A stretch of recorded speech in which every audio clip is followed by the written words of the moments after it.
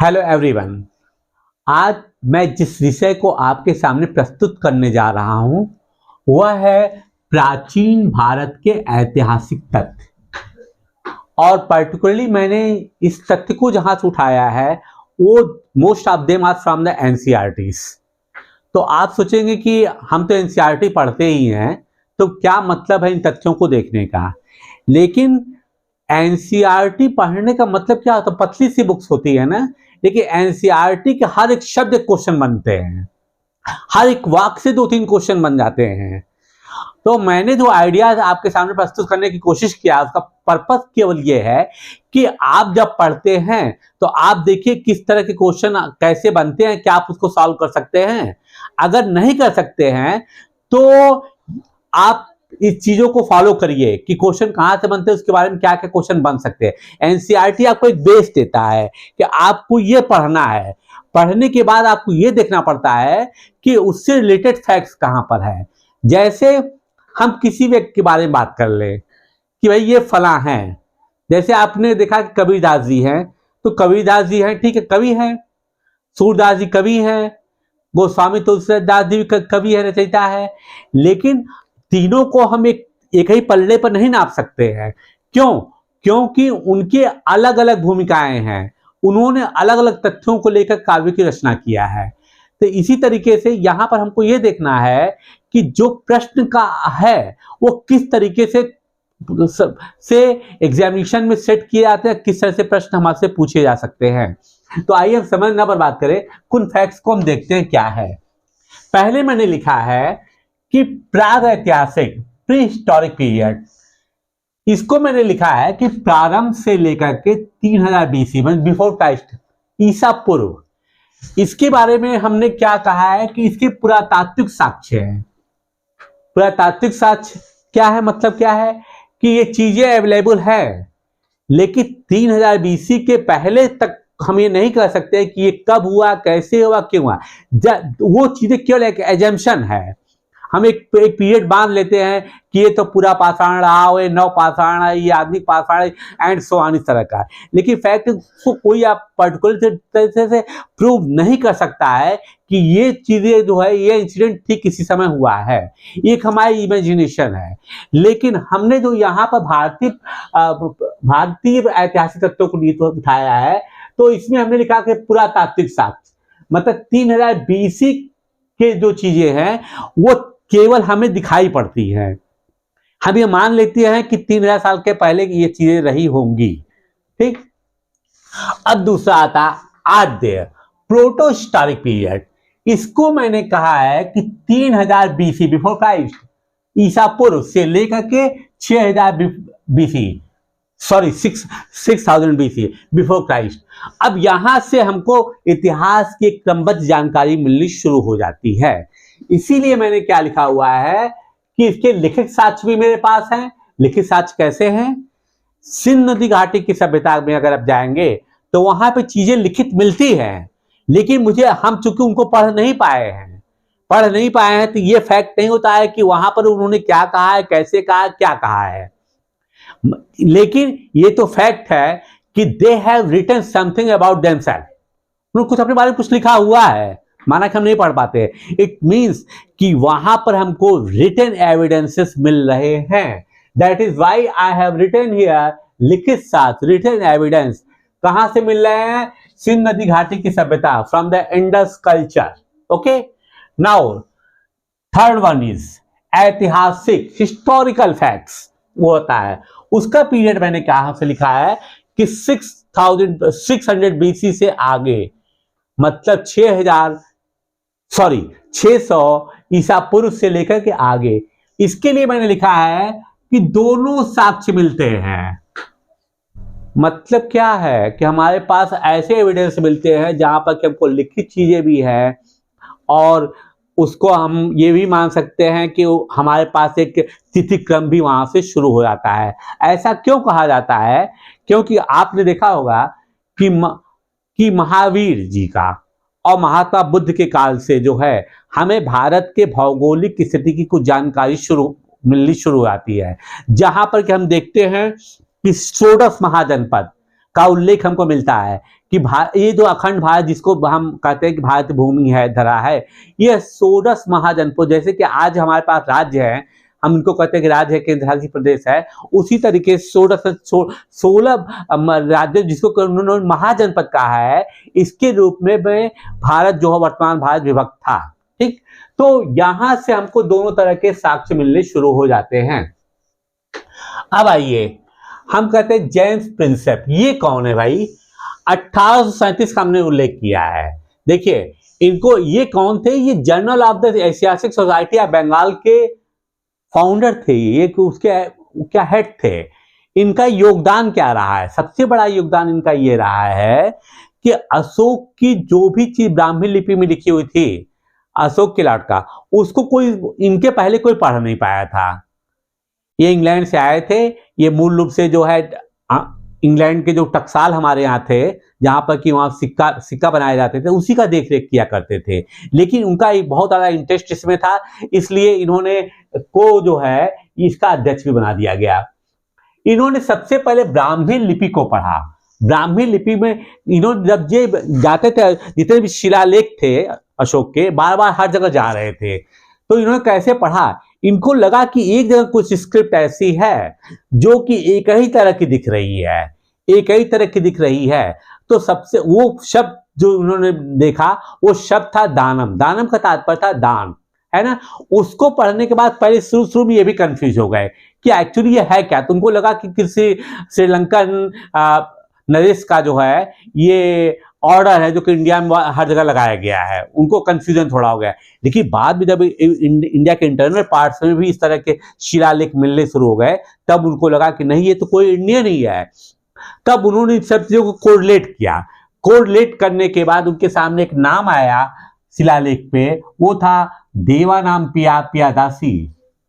और जब उन्होंने उसका विवरण देखा इसको पढ़ने के बाद, तो मालूम है ये तो कोई और नहीं, हमारे देश का एक महान राजा सम्राट अशोक थे। ठीक, अब महर्षि कृष्ण द्वैपायन व्यास, इनका मैंने क्यों उल्लेख किया है?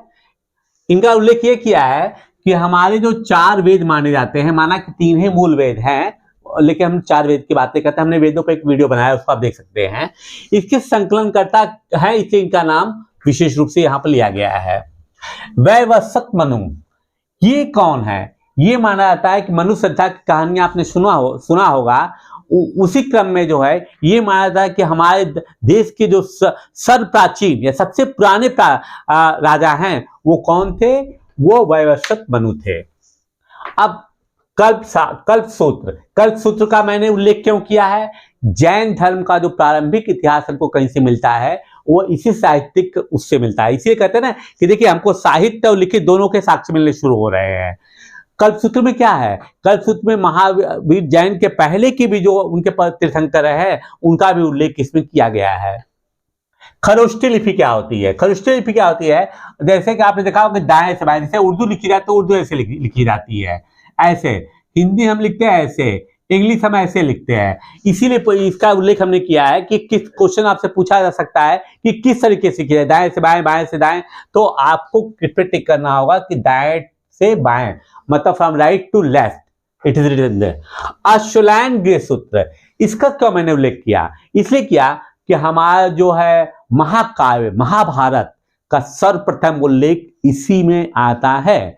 ठीक है, अब देखिए प्रश्न पूछ जाए, आप महाभारत के बारे में पढ़े कि महाभारत क्या है, अब पूछ लिया गया आपसे प्रश्न क्या ये कहां पर सब उसका उल्लेख मिलता है, तो आप अगर पढ़े हुए एक लाइन को, तो आप you will be able to solve the question and you will tick here कि Ashvalayana Grihya Sutra is the right answer of this question. Okay, now अब क्या सब महाभारत के बारे में थोड़ा सा और डिटेल में चले जाते हैं। इसका जो प्रारंभिक रूप था, इसको कहा गया था जय संहिता। इसमें 8,800 श्लोक थे शुरुआती दौर में। ठीक है, फिर इसके बाद जब इसके श्लोकों की संख्या इसमें 24,000 हो गई, तब इसको कहा गया भारत।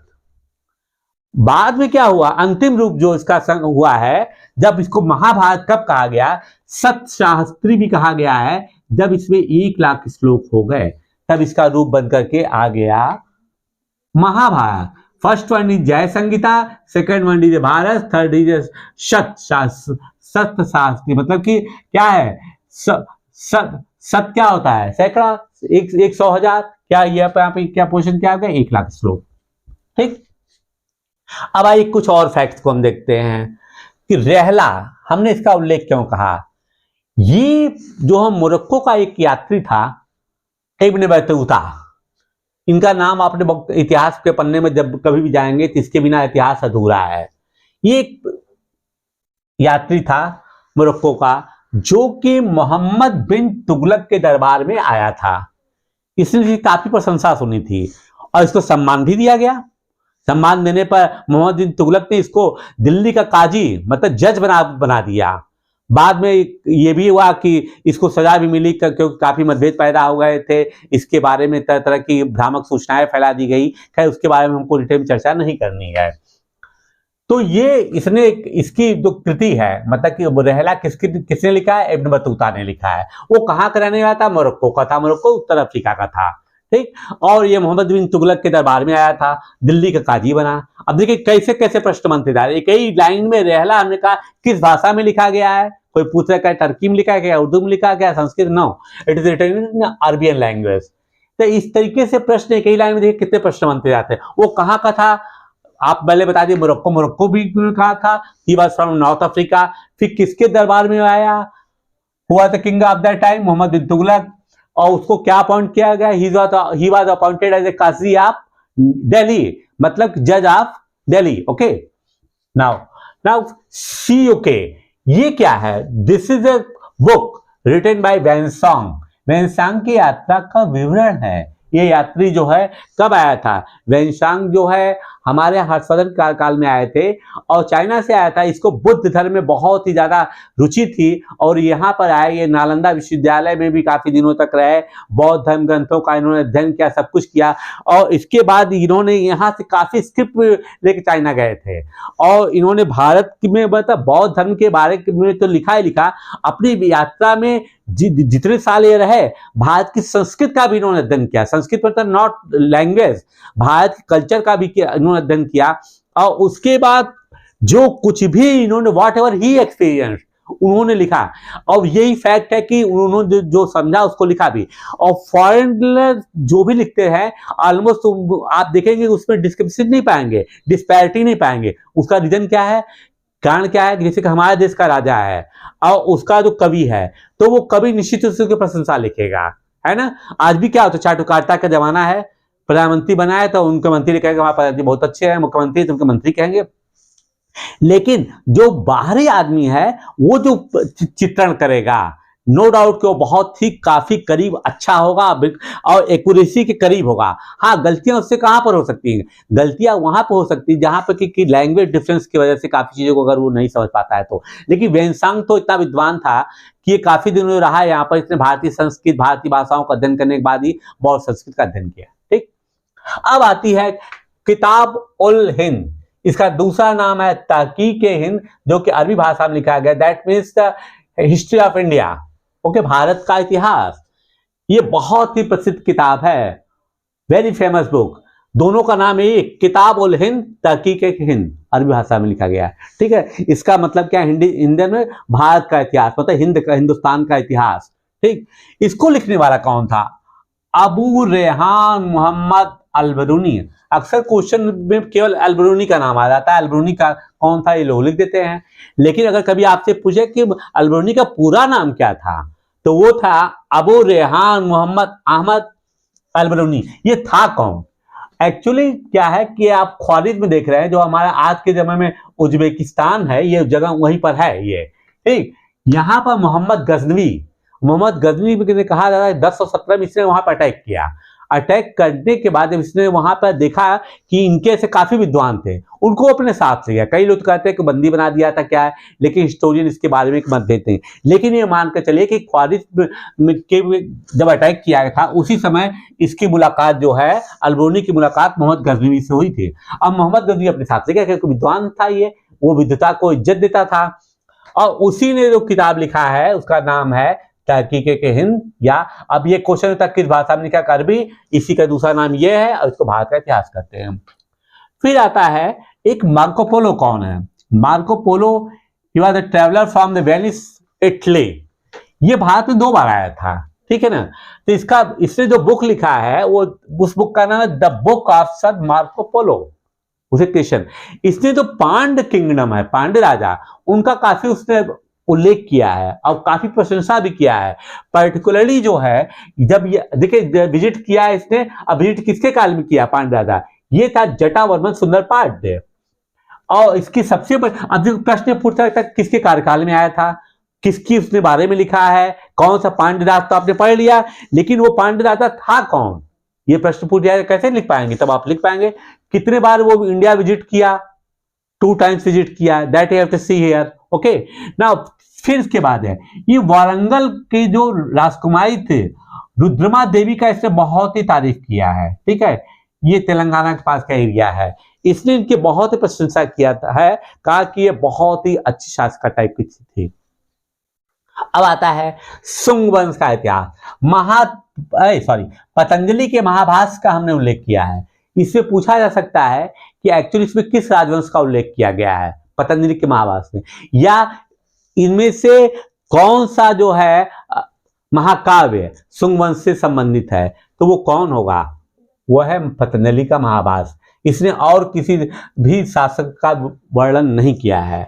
अब हम देखते हैं कि प्रमुख अभिलेख क्या कौन से हैं। प्रमुख अभिलेखों के बारे में मैं डिटेल में चर्चा नहीं करूंगा क्योंकि वीडियो है ना, छोटा है बनाना हमको है। अब देखिए अभिलेखों में होता क्या था। अभिलेख जैसे शासनादेश, आज के जमाने में तो आता है कि प्रधानमंत्री ने ये कहा, ये कहा, ये क्या, या ऐसे लिखिए, आप तमाम होर्डिंग पर देखे होंगे ना कि प्रधानमंत्री के स्तुति का कार्यक्रम, ये अभिलेख है। जो भी शासनादेश है, मुख्य जो जनहित के कार्य होते हैं उनको होर्डिंग पर, पोस्टर पर लगा दिया था कि लोग जब भी सड़क से गुजरते हैं, चौराहे से गुजरते हैं, उसको पढ़ते हैं कि सरकार ने जनहित में कौन कौन सी योजनाएं लागू किया है, ठीक।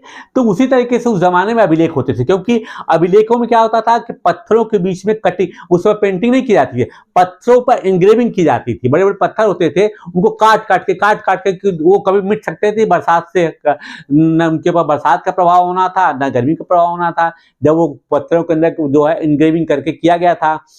तो उनपे क्या था, राज्यादेशों को लिखा जाता कि शासन क्या चाहता है, आपसे क्या उम्मीद करता है, या आपके क्या कर्तव्य हैं। तो वो चीजें क्या होते हैं, अभिलेख, ठीक।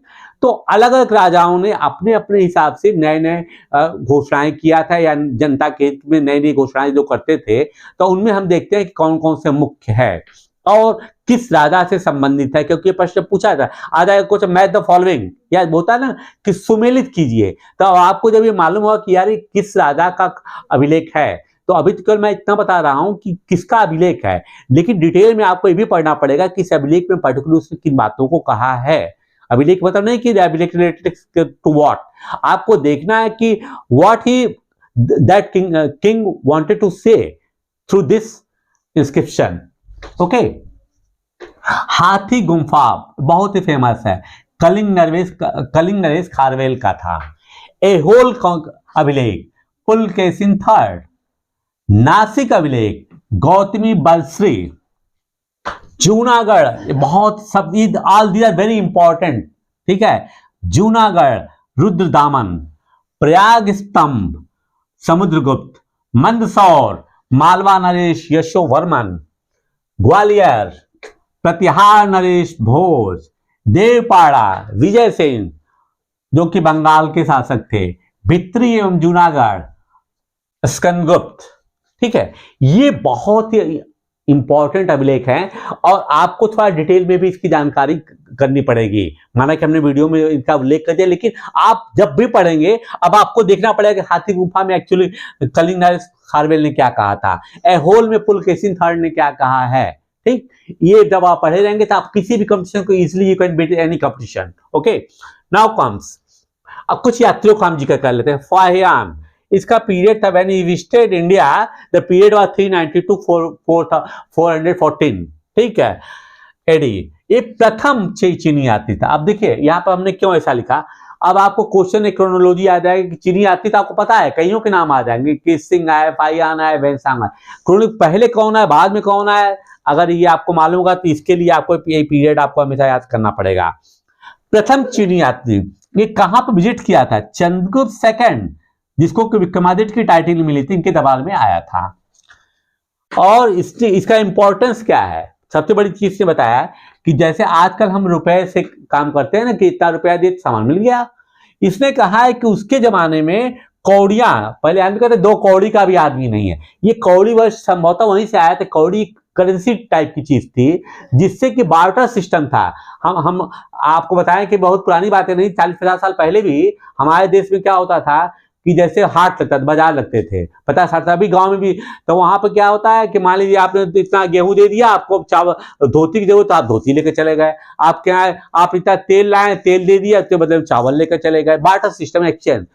तो उस समय के एक तरह से करेंसी जो उसने माना है कि कौड़ियां वस्तु विनिमय का साधन था। अभी प्रश्न बन गया ना कि उसने किन बात का बहुत बड़ा उल्लेख किया है, उसने ही किया है, हो सकता है किस चीनी यात्री ने कौड़ियों का उल्लेख किया है। तो अब ये आपको मालूम हो जाएगा इस प्रश्न से कि he was nobody else than Fahien. Okay, दूसरी बात क्या है, देखिए इसने राजमहल को बताया है कि देव निर्मित, मतलब कितना ग्रैंड था। उसने एक एजेंशन किया है, और सोचिए कि हमारा भारत का इतिहास कितना गौरवशाली था। फाहियान ने कहा है कि चंद्रगुप्त सेकंड का जो राजप्रसाद था, जो राजमहल था, उसको उसने कल्पना किया है कि एक आम आदमी बना ही नहीं सकता है। किसने बनाया? देव ने, भगवानों देवताओं ने आकर के शायद बनाया, क्योंकि एक आदमी की बस की बात नहीं है। ठीक, अब आता है इसका वेनसांग। वेनसांग के बारे में तो मैंने लिखा ही है, पहले यहाँ पे कहीं लिखा था, हाँ वेनसांग के यात्रा विवरण, ये ठीक है, कोई बात नहीं। ये हर्षवर्धन के कार्यकाल में आया था। इसने क्या कहा है, इसके बाद थोड़ा जिक्र हमने पहले भी किया था, इसने हर्ष को, जो हर्षवर्धन को शिलादित्य कहा है। ये भी प्रश्न बन सकता है कि शिलादित्य किस चीनी यात्री ने हर्ष को कहा है, या हर्ष को क्या कहा गया है, किसने? वेनसांग ने, शिलादित्य कहा गया है। और इसके बाद अब आता है, देखिए वेनसांग को शाक्य मुनि की भी टाइटल दी गई है। ये पूछा किस चीनी यात्री को शाक्य मुनि कहा गया है। यात्रियों को राजकुमार इसको भी कहा गया, मतलब फाहियान को भी कहा गया। वैसे शाक्य मुनि क्यों कहा गया है? शाक्य मुनि इसे कहा गया कि ये बौद्ध धर्म से रिलेटेड थे। महात्मा बुद्ध जो शाक्यवंशी थे, इसीलिए क्योंकि ये इनको ब्लाइंड फॉलोवर थे, जो कि चाइना से ये आदमी था। बड़ा सोचिए कि उसको फॉलो करने के लिए कितने सालों नालंदा में रहे, इधर तो घूमते रहे, इसीलिए इनको मान लिया कि इज लाइक ए शाक्य मुनि, मतलब भगवान बुद्ध की इनको प्रतिमूर्ति मान लिया गया। ये नालंदा विश्वविद्यालय में अध्ययन करने के लिए थे। अब लास्टली कौन आता है? एस सिंह। इनका पीरियड क्या है? 673 to 675। ठीक, ये जो है भारत तथा मलय द्वीप, इनकी एक क्रिएशन है, बुक का नाम है। इसमें इन्होंने नालंदा और विक्रमशिला विश्वविद्यालय का उल्लेख किया है।